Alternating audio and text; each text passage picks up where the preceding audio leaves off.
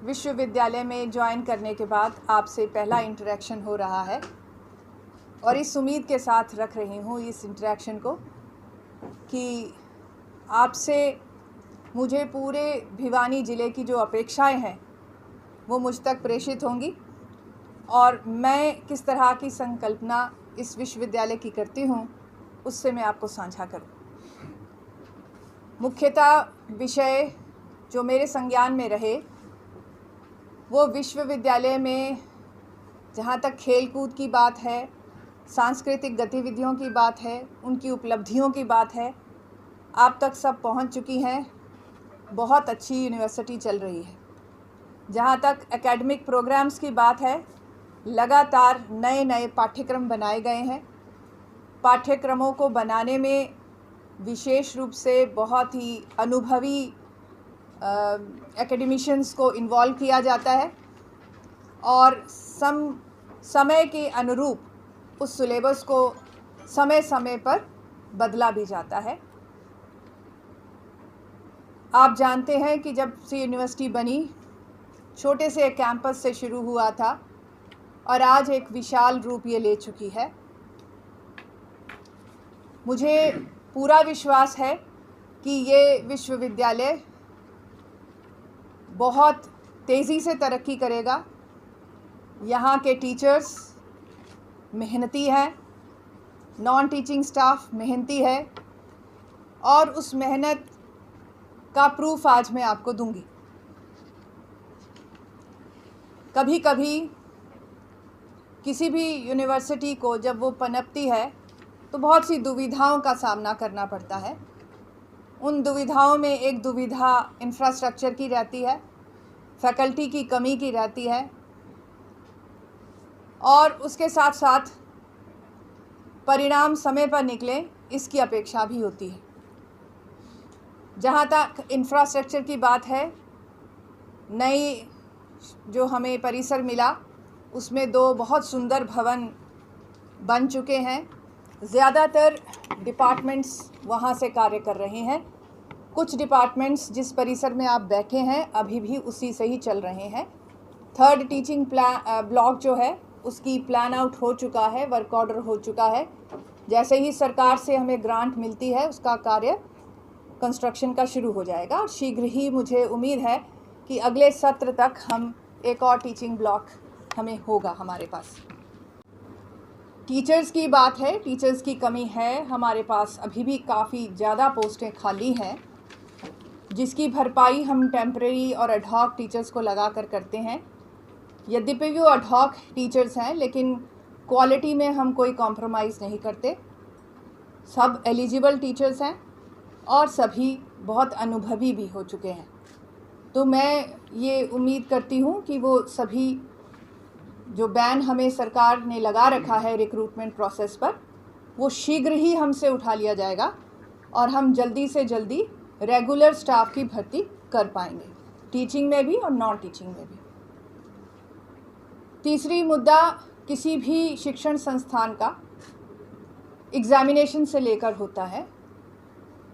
उस एग्ज़ाम के अंदर कुछ प्रॉब्लम्स रहीं और गंभीर समस्याएं रहीं, मैं इस बात को स्वीकार करती हूँ, लेकिन उनका समाधान भी गंभीरता से किया जा रहा है। इस बात का एहसास भी आपको होने लग गया होगा और उसी का एक परिणाम आज यह है कि जो एग्ज़ाम लेट शुरू होते थे इस बार समय पर निर्धारित रूप से शुरू हुए 1 मई से और हमने 1 महीने के अंदर ना केवल यूटीडी बल्कि हमने सभी एफिलिएटिंग कॉलेजेस के सभी एग्ज़ाम्स 30 मई तक ख़त्म कर दिए थे।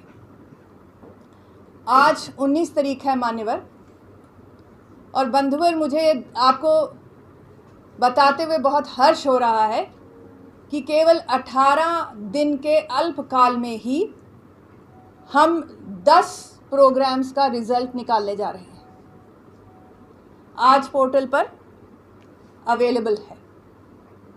जहाँ तक संख्या का सवाल है, सबसे ज़्यादा बीए के छात्र होते हैं और वो बीए का 6 सेमेस्टर का रिज़ल्ट भी कल नहीं तो परसों तक पोर्टल पर अवेलेबल हो जाएगा। मैं आशा करती हूँ कि ये कदम ऐसे हैं जिससे विद्यार्थियों में, युवाओं में, उनके अभिभावकों का हम पर विश्वास बढ़ेगा और वो हमारे तरफ रुख करेंगे और हमारे प्रोग्राम्स में दाखिला लेंगे। और हर्ष की बात यह है कि पिछले साल एक कॉलेज के स्थापना का निर्णय ले लिया गया था, बजटरी प्रोविज़न भी कर दिया गया था। स्वर्ण जयंती कॉलेज के नाम से, यूनिवर्सिटी कॉलेज के नाम से वो कॉलेज इस साल से शुरू होने जा रहा है। एडमिशन्स का पोर्टल खुल चुका है और कुल 8 कार्यक्रम उसमें हम इंट्रोड्यूस कर रहे हैं। ये 8 कार्यक्रम ऐसे हैं जो अपने आप में नवल हैं, इनोवेटिव हैं। एक कार्यक्रम है जो BCA का है। NEP 2020 के तहत ये सभी 8 कार्यक्रम दिए जा रहे हैं, पाठ्यक्रम दिए जा रहे हैं। और जो BCA का कार्यक्रम है वो टोटली 100% इंडस्ट्री से इंटीग्रेटेड प्रोग्राम है। 1.5 साल बच्चा हमारे पास पढ़ेगा, 1.5 साल वो बच्चा कंपनी के पास अप्रेंटिसशिप में चला जाएगा, 1 साल वो हमारे पास आकर फिर पढ़ेगा और 100% प्लेसमेंट्स के गारंटी इस प्रोग्राम में है। को देखते हुए मेरा भरसक प्रयास चल रहा है कि हम कुछ स्कॉलरशिप्स उनको प्रदान करें और शीघ्र ही वो भी पोर्टल पर उसकी सूचना भी आपको मिल जाएगी। विद्यार्थियों के सर्वांगीण विकास का हम विश्वास दिलाते हैं और उम्मीद करते हैं कि विद्यार्थी हमारे इस नए कॉलेज में दाखिला लें, UTD में दाखिला लें और एक बार ज़रूर UTD को आकर देखें कि वहाँ कितनी सुंदर, कितने अच्छे इक्विपमेंट के साथ स्टेट ऑफ आर्ट हमारी लेबॉरेटरीज़ हैं जिसमें वो प्रैक्टिकल्स करते हैं और किस तरह का इंफ्रास्ट्रक्चर वहाँ है। मैं सबको निमंत्रण देती हूँ कि एक बार ज़रूर यूनिवर्सिटी आएँ और फिर निर्णय लें कि वो कहाँ दाखिला लेना चाहते हैं। जैसा कि बताया, ये कोर्सेज़ हाईली रेलेवेंट कोर्सेज़ हैं और ये ऐसे कोर्सेज़ होंगे जो केवल एम्प्लॉयमेंट नहीं, सेल्फ एम्प्लॉयबिलिटी को भी बढ़ावा देंगे। तो हमारे युवा केवल रोज़गार ढूंढे नहीं, वो रोज़गार देने वाले बने, ऐसी शिक्षा हम उनको देने के लिए संकल्पित हैं। आपका इसके अतिरिक्त मैं एक कोर्स हम देने जा रहे हैं, अपने आप में अनोखा है और वो कोर्स होगा BA इन लिबरल आर्ट्स। BA इन लिबरल आर्ट्स सामान्य BA से भिन्न होगा जो अनेक एफिलिएटिंग कॉलेजेस चला रहे हैं।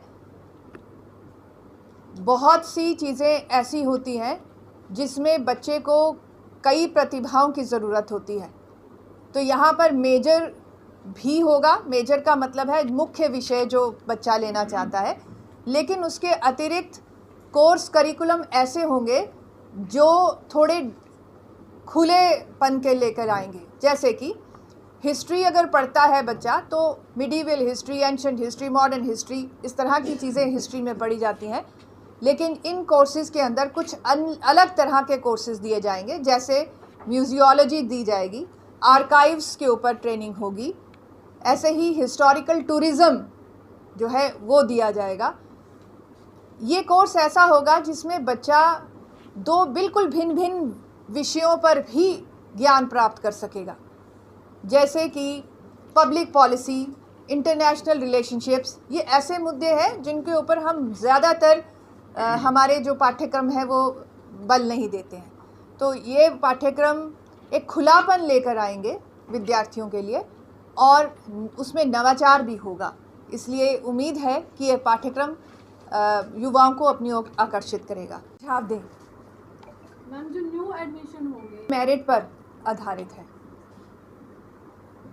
एक बैच था मैम 2019 से लेकर बच्चे काफ़ी परेशान हो चुके हैं मैम। कंप्यूटर्स, देखिए मेरे पास जो मामले संज्ञान में आए हैं उसमें बहुत सारी गलतियां कॉलेजेस के एंड पर हुई है, जबकि कॉलेजेस की एंड पर जो गलतियां हैं वो कहीं पर भी दिखाई नहीं देती हैं।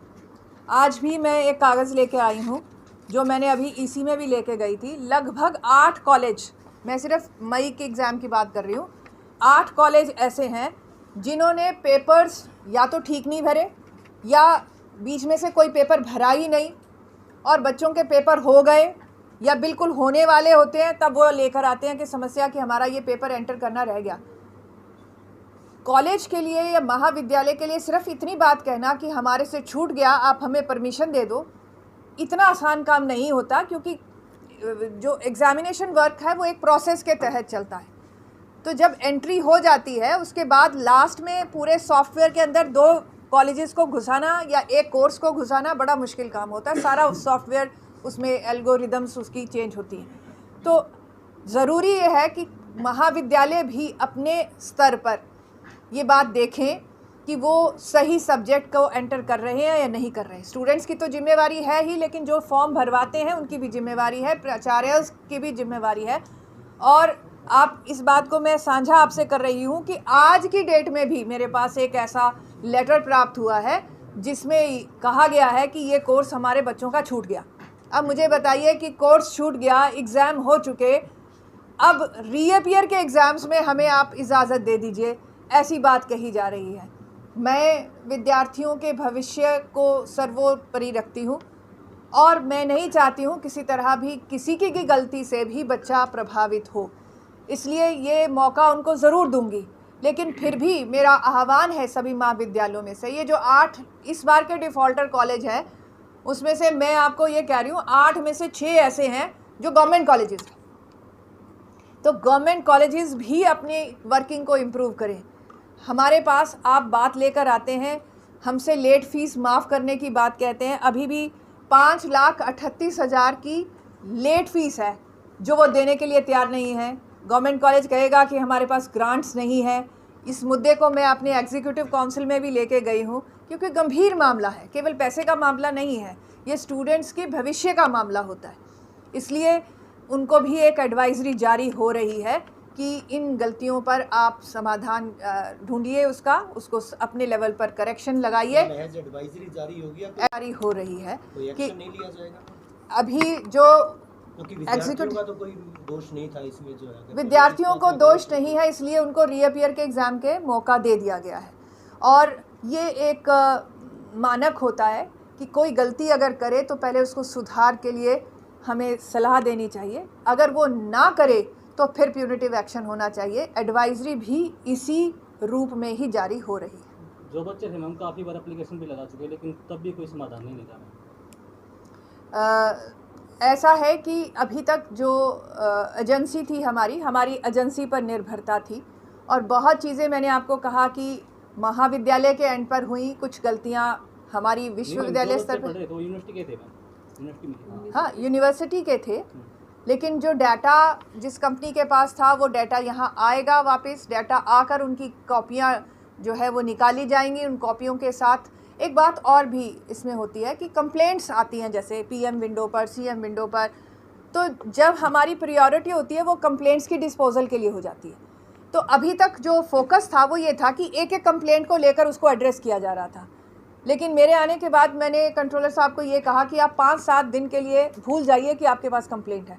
कि मान लो ABC एक कंप्लेंट आई, 7 नंबर रोल नंबर की कंप्लेंट थी एक महाविद्यालय की, उसकी कॉपी ढूंढने में पहला सारा संघर्ष होता था कि एक कॉपी निकाली जाए, और फिर एक कॉपी, पूरा जो मेहनत है वो एक कॉपी पर होती थी। अब मैंने उनको कहा कि आप सिंगल कंप्लेंट्स पे ना जाइए, अब आप सिस्टेमेटिकली कोर्स वाइज जाइए, ताकि एक अगर बंडल खुले उसमें अगर 4 कॉपियां हैं तो वो एक ही लेबर में 4 निकले। तो अब हमने अपनी स्ट्रेटजी चेंज की है, और मुझे लगता है कि जो पेंडेंसी है वो जल्दी से जल्दी ख़त्म होगी। बहुत से विद्यार्थी डायरेक्ट मुझसे मिलने भी आते हैं, मुझे मालूम है, मुझे बहुत पीड़ा भी होती है कि वो बहुत परेशान हैं। तो जो डिपार्टमेंट्स जहाँ पर बहुत ज़्यादा पेंडेंसी है, बहुत ज़्यादा कॉम्प्लिकेशन है, वहाँ पर मैं एक इंडिपेंडेंट इंचार्ज बनाकर उसको सॉल्व करने के आदेश दे चुकी हूँ।